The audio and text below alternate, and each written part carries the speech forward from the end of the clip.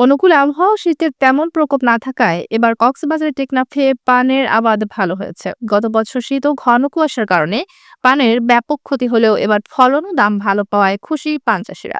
পান ক্রেতা মীর কাসিম বলে, পান সুপারির যেভাবে দাম বাড়ছে তাতে মধ্যবিত্তের ক্রয় ক্ষমতার বাইরে চলে যাচ্ছে। দিন দিন পানের দাম বাড়ায় অনেকে এরই মধ্যে কমিয়ে দিয়েছেন পান খাওয়া।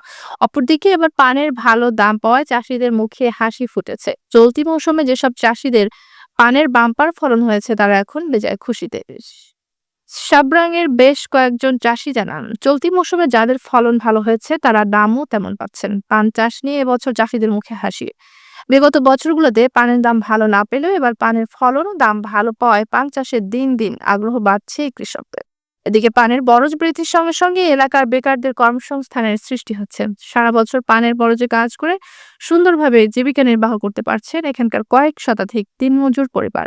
খোঁজ খবর নিয়ে জানা যায়, টেকনাফে আশপাশের পানের বাজার এখন বেশ চড়া। হাট বাজার ও পাইকারি মোকামগুলোতে সর্বকালের রেকর্ড মূল্যে বিক্রি হচ্ছে পান।